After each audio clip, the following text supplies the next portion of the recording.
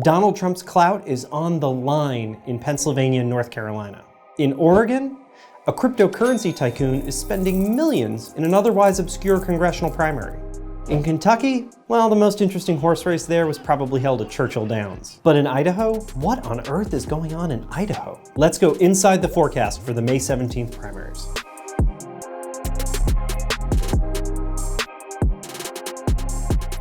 The largest and most important state is Pennsylvania, where the governorship, remember I'm calling that one a toss-up, and a Senate seat are up for grabs. Both parties face competitive primaries, and it's the Republican race that's most uncertain. Mehmet Oz, yeah, Dr. Oz, he has Trump's endorsement, but he doesn't have a lot of distance between himself and the polls and fellow self-funder David McCormick. Between the two men, they've spent upwards of $25 million on television ads. That's enough to buy 250 Teslas. Then there's Army veteran Kathy Barnett, who ended her last political run with a 19-point defeat.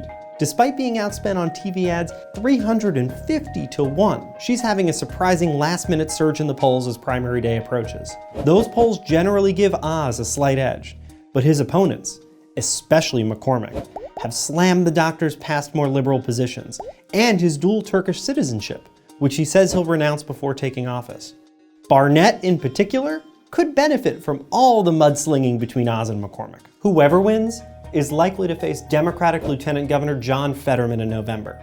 Fetterman, and if you haven't seen him, he usually dresses like this, is the favorite in that party's primary against Congressman Conor Lamb and State Representative Malcolm Kenyatta. In the governor's race, Democratic State Attorney General Josh Shapiro is unopposed in his party's primary. While on the Republican side, some in the GOP are worried that State Senator Doug Mastriano could threaten his party's chances not just in that race, but up and down the ticket if he wins the nomination. Mastriano is currently leading the polls, but some Republicans consider him problematic thanks to his participation in the pre-riot protests on January 6th and attending events promoting QAnon and 9/11 conspiracies. While we have the race currently rated as a toss-up, it may move toward Democrats if Mastriano wins.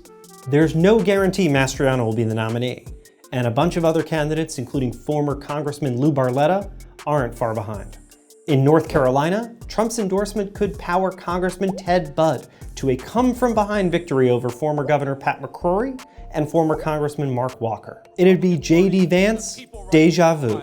Ladies and gentlemen, we just answered the question. We have this race as lean Republican, because although Democrats cleared their field for Sherry Beasley, the former Chief Justice of the state Supreme Court, a Democrat hasn't won an election for president or Senate in North Carolina since Barack Obama in 2008. And then there's Idaho, where the former president has endorsed the state's Lieutenant Governor Janice McGeachin against incumbent Governor Brad Little. McGeachin made a name for herself when Little left the state on official business back in October.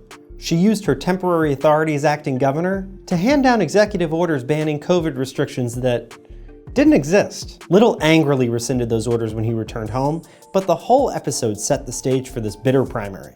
Speaking of Republican primaries that pit the far right against an incumbent, there's the tight rematch in the 2nd Congressional District between Congressman Mike Simpson and the man he beat in 2014, Attorney Brian Smith. Just across the border in Oregon, there are 3 House primaries we're watching. First, in the 5th District, where Democratic Congressman Kurt Schrader faces a tough test from a liberal primary challenger, Jamie McLeod Skinner. Schrader has the backing of a number of outside groups supporting his centrist politics, including one funded by Big Pharma.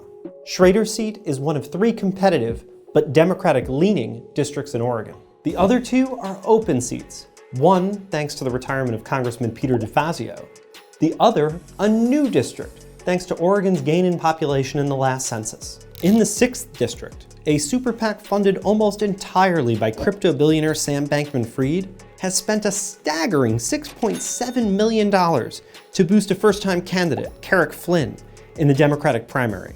This highly unusual spending has rankled some Democrats back in DC, especially members of the Congressional Hispanic Caucus, who preferred state legislator Andrea Salinas in the race. These are just a few of the House primaries I'm watching on May 17th. The list includes incumbents being challenged in their primaries, including Schrader and controversial Republican Congressman Madison Cawthorn in Western North Carolina.